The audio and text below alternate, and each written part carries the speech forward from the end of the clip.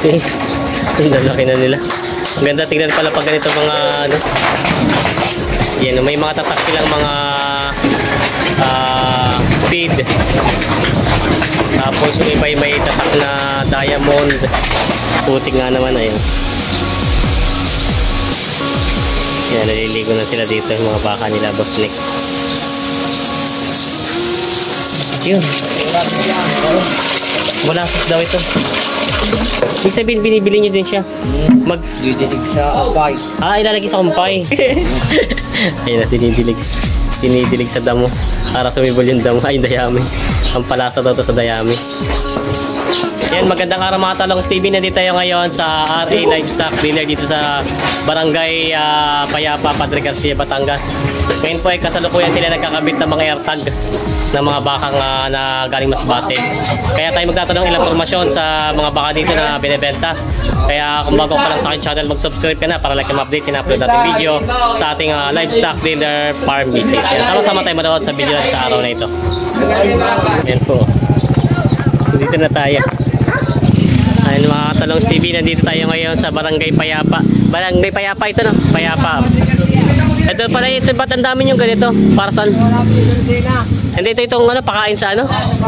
Pakain doon sa baka ito. Dayami ang gamit na nila ngayon. Tingnan natin yung mga baka nila. Marami daw silang mga baka dito, mga... Wow, lalaki. Ay, ano yan? Ayan na. Patingin daw. Yun. Molasses daw ito. Ibig sabihin, binibili nyo din siya. Didilig sa kumpay. Ilalagay sa kumpay. Tapos ito, ibig sabihin, dadagdagan pa ng tubig. Pupunin pa. Ilang timba, gano'ng karami ang laman ng ganitong molasses? Isang ganyan? Konti lang. Konti lang. Kumbaga mga 2 tabo. Wow, 2 tabo. Tapos puno nyo ito. Tapos, lalagyan tayo, may didiligay. ididilig sa dayami para magkalasa yung dayami. Ayun, tingnan natin. Ay, dinadagdagan pa ng tubig. Pupunuin siya, hindi naman. Mga kalate. Yun, may takala sila, boss. Ayun, may guhit sila. Ayun. Kumbaga 2 tabong molasses. Tapos yung ano niya, siguro yung mga 3-4 na timbang ganda, no? Yan, ginagayak na nila bossing to. Ano yan? Asin? Yun. Yung mga, nalagyan pala ng asin yung molasses. Para saan? Nainit ko yan? Ganahan yung mga pagkano, mga baka. Dami kasi, no? Paano yun, may mga timplado pa kayo? Wala na. Estimate na lang. Estimate na lang. Ilalagdagan nila dito. Asin at molasses. Tapos tingnan natin, sakto namang dumating tayo dito na sila ay papakain ng mga baka. Ayun, papakita mo natin dito yung mga baka ni Boss Nick. Molasses at asin lang pala. Nagpipits din kayo, Boss Nick, ano? Meron din. Nagpipits din. Ayan. Ito pala ang sekreto nila. Palyat? Hindi. Pits lang. Mahalap yan pagka magkamali-mali. Yung ba yung medyo masama din pag minsan magka-bloated ang tiyan ng baka. Yun pala. Pagka hindi na binabad ang palyat. Dapat ibababad talaga muna. Ay, ba tinare? Ayun.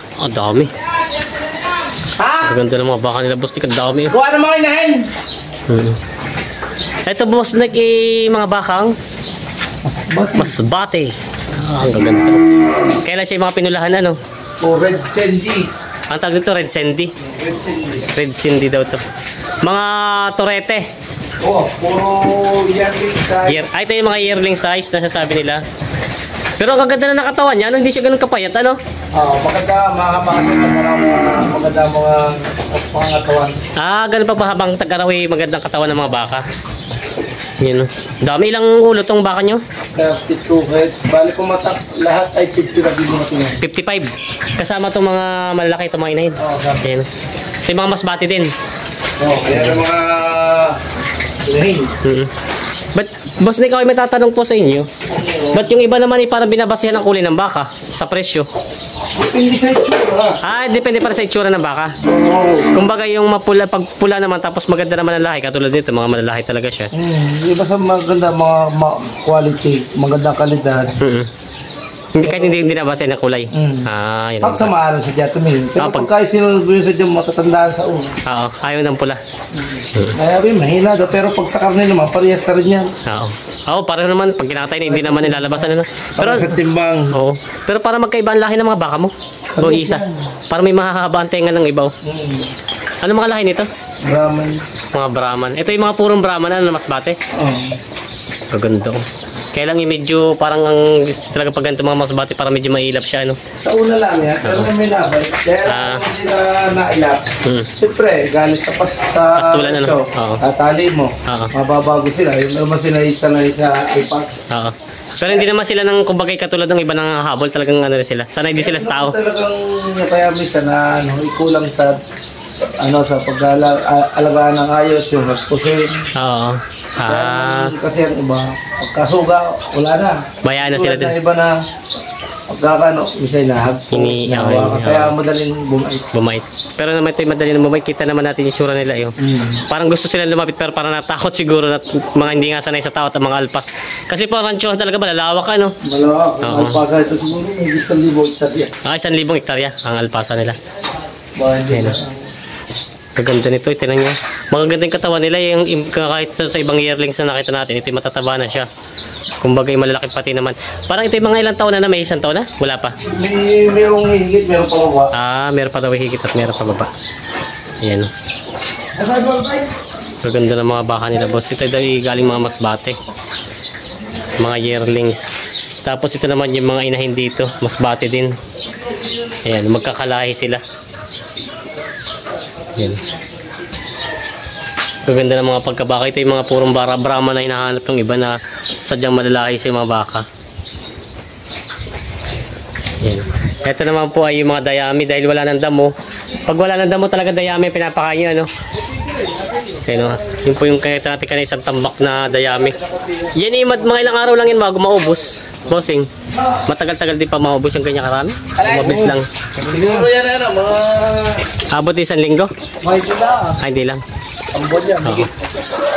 Pero ito po, matatanong ko lang pala, ito yung mga pambenta dyan itong mga inahin na to? Diretso na sa slaughterhouse. Ah, tikatay ba ito? Akala ko yung mga paramihin pa. Ito pala yung mga pangkatay na pala itong mga inahin na to. Tulak lang pa rin. Diretso na to sa slaughterhouse itong mga to. Human. Ayan. Ayan. Ito daw po yung mga pa-slaughter na ito itong mga inahin. Ito naman ay... Oo. Ito naman yung mga pambenta nila, bossing. Ito yung dadali sa mamaya sa paradahan? O may order na rin ito? Hindi ka, baka kondisyonin ko muna. Ah, ito ba yung kararating lang? Kahapon. Ah, bago pa pala. Kahapon lang pala karating. Gusto ko muna. Mahirap kasi pag dinalaga doon din maraming tao, ano, tapos maraming ibang baka, baka medyo mag-alma. Tulak lang pa parang. Yan. Sabi dito, pasukin mo yun. Ililipat doon dito ng pesto yung mga baka niya. Takit tayo dito. Tingnan natin. Sabi dito na palagwa yung ilahin. Yan. Ay, ito yung mga liguna. Ay, nagkakain tayo. Babanggayin. Yan.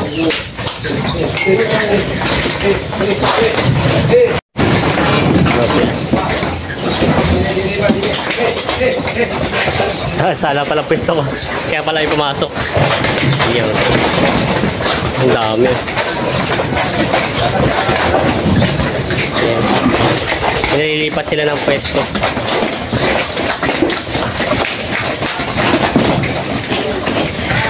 Dami. Ang lalaki na nila.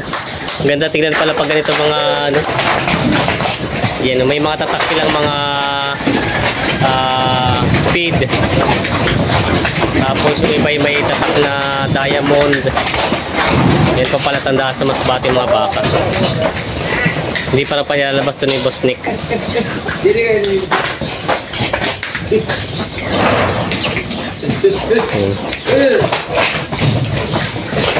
Dami.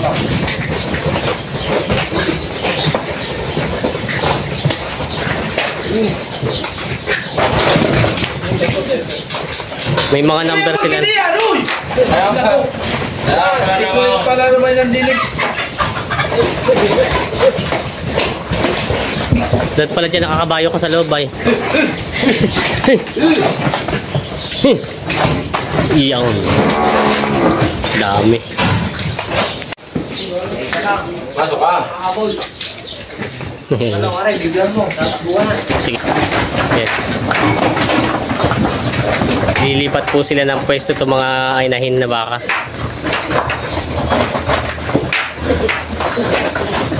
Nagsisiksikan sila doon sa may tabi. Oh.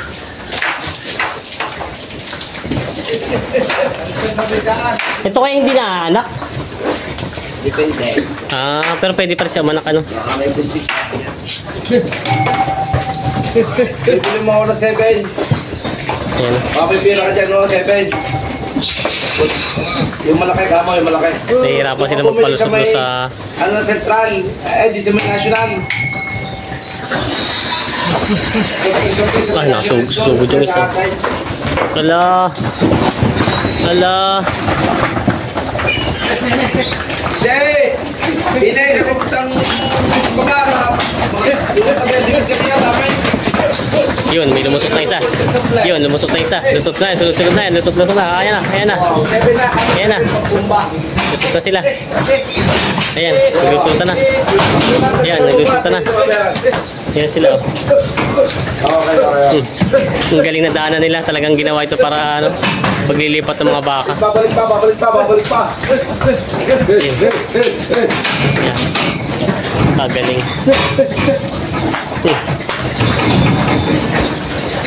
Ayan, ayos na. Pasok na sila dito. Maliliguan daw itong mga to. Liliguan na itong mga baka nila dito. Basta kita rin ito pa yung anak pa, ano? Ha? Anak pa yung mga yan? O matsura na? Eh, pwede pa mamalak yan. Kaya lang pakate na talaga siya. Pwede pa mamalak yan. Yung mag-anak pa yun. Mag-anak pa rin daw po ito. Nililiguan na sila. Pero yung may natanong ako, boss, kailangan ba talaga nililiguan yung baka? Kahit isang beses? Pag yung mga alaga nyo, nililiguan nyo, hindi? Niliguan din. Nililiguan din. Kailangan din pala nililiguan. Kasi meron ko natanong sa Sariaya, hindi nililiguan yung baka simula nung pinili. 2 taon na sa kanila. Ayan. Ligo na sila ngayon, ligo. Para maginhawa ang pakiramdam. Hello, Alejandro. Gano'n ka karami yan? Ha? Tanong mo magkano kilaw? Ha? Bumili ka lang 5 ilit. Oh, Paano malalaman ko tayo kung sino yung naliguan mo na dyan? Basta sana mapatapat yung host. Putik nga naman, ayun. Yan, naliligo na sila dito yung mga baka nila, Boss Nick. Ito yung mga baka mas bate. Kakabit sila ng mga airtag. Yan. Yun, huli. Kakabitan ng airtag.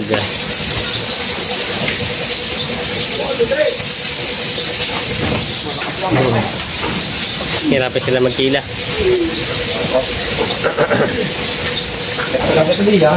Ito mo nakabitan.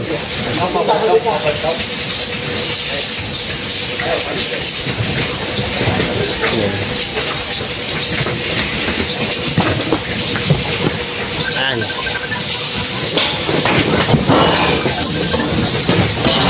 Bostik may natawag. Hindi ko ma-aris ka.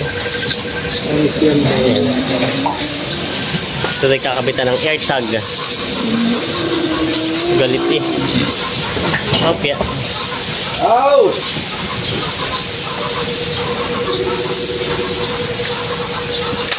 Yun. Alpas ka na. May palatandaan ka na. Hindi ka na mawawala. Yan.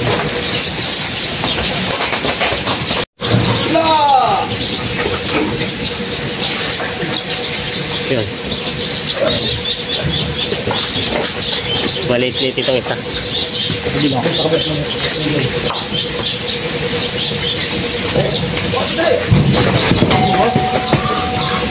Yun.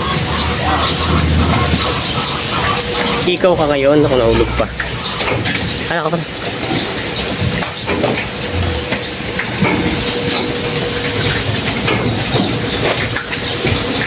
Yung. Airtag na. Dito na kayo, dito. Yun. Okay. Ho, ho, ho, ho, ho. Yung molasses na. Magkano bilhin nyo sa ganyang isang container ng molasses? Dari magkaro, 1.4, higit. 1.4 megit. Galing Batangas City? Diyan lang sa kabila. Sarila. Rosario lang. Meron pala sa Rosario. Yun, 1.4 to yung mga gusto ng molasses. Yun ba may papayo mga regular na ilalagyan yung mga pagkain ng baka? Hindi naman. Pwede na. Pwede naman. Basta may budget. 1.4 to isang container. Yan ay 1.4, 72, 1.4. Basta mga 1.5. 1.435. I-divide mo sa 72 kilos. 72 kilos. Kung magkano yun. Yun daw po 1.475. Divided daw At sa 1950, pare ko. 1950 lang. Oo. Ang isang kilo niya. Oo, 1950. Mahal. Dati yung bangko ako dati. Mas makakamura kung bibili ng container. Sa container na lang. Para mas mura-mura. Kumbaga may discount na siya sa dami. Ay, ito ihalo mo sa tubig. Ay, dito na. Tanggal mo yan, tanggal. Ayan. Yung patay mo. Ididilig mo dito? Wala naman siya damo pa. Hindi mo kaya pa basahin mo yan. Ganyan lang pala. O maya ako ayusin yun. Nag-adjust pa sila. Tanggalin mo tubig yan. Patayin mo na yan. Ganito lang palang ginagawa nila. Akala ko na may isinasabaw na marami. Ito pala konti-konti lang pampalasa lang talaga. Pag i-adapt na yung pagkain. Kahit hindi nilagyan. Susunod ko dyan, fix na. Training pala to. Ito kasi. Kaya umawin mo muna. Oo. Ito pati hindi sanay siya sa pizza, no? Hindi, okay na yung lalaki. Ayan. Dayami ang nilalagay nila dito pakain sa baka. Dahil wala nang damo, dayami naman. Yung nanggaling tayo dito, yung dati mais ang giniling na yung ngayon mais ngayon yan naman, dayami na. Yan nilalagay ni Boss Nick ng molasses. Ayan. Ang mga baka mas bati pa naman, hindi sanay sa ganito, no? At sariwan damo dun? Yap po, naglakain yan. Mataya ba mo? Tiyatira mo. Yan. Ginagayak na ni Boss Nick yung ididilig daw sa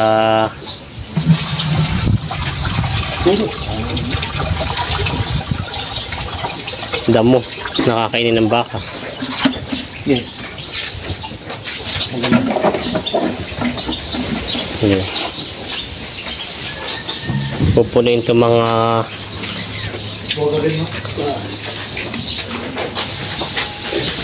yan. Makati nga lang ito,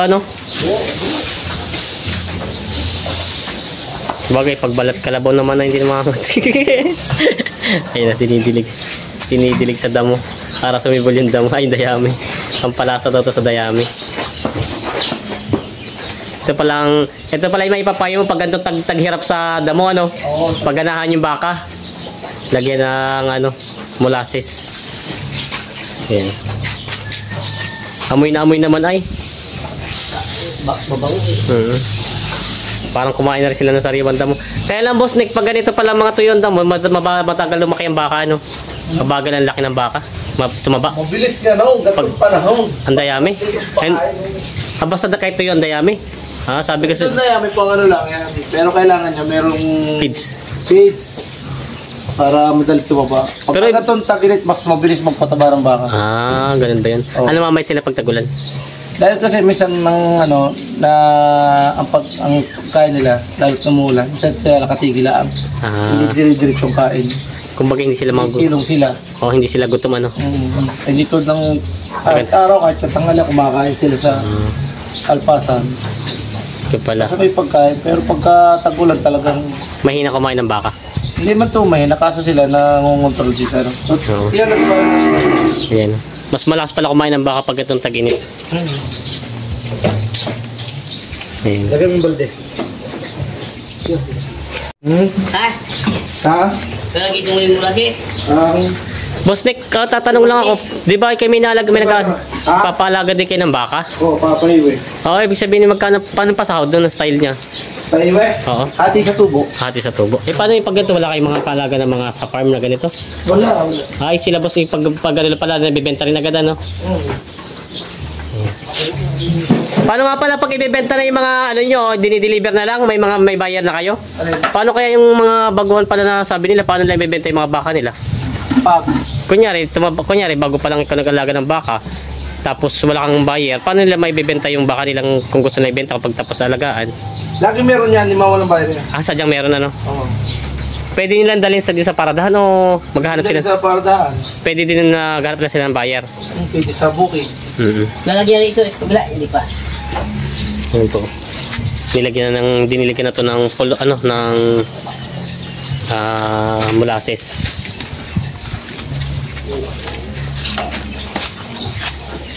Ba't nasa ilalim, boss Nick? Yung molasses mo? Pahihimot ko lang yun. Ah, Para mamaya ubos ko. pampaano sa kanila, pampagana.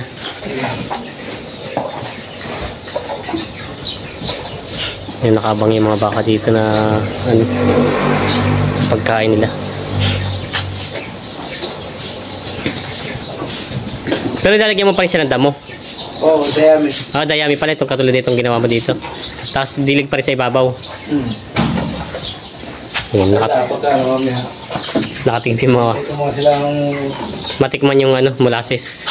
Pero sa mas bati hindi sila nagmamolasses? Merong farm din na nagpumula. Ah, merong hindi. Ayan. Yung mga baka nila dito. Napapasarap na yung kain nila at may lasa na. Amoy naman yung molasses ay na ano siya. Yan, lalapit na yung mga baka.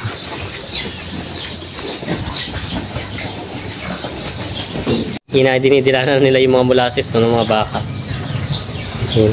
Sarap naman sila, matamis-tamis nga naman eh. Yan. Hindi lang makalapit yung iba, talaga medyo takot pa sa tao. Yan. Naninibago sila, no? Yung nilagay ni Boss Nick ng mga molasses, dinidilaan nila. Yan. Ito yung pampagana pala talaga sa kanila, ano? Pampagana sa pagkain ng baka. Yan.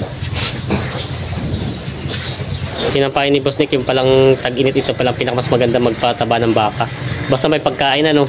Oo. Mahirap pag wala yung pagkain. Nag-i-stock na ang pakain niya yung... Ayun, ito yung mga stock nila, mga damo. Nag-i-stock na sila marami at mahaba-haba pa ang tag-init. Baka abutin pa ng June ang tag-init.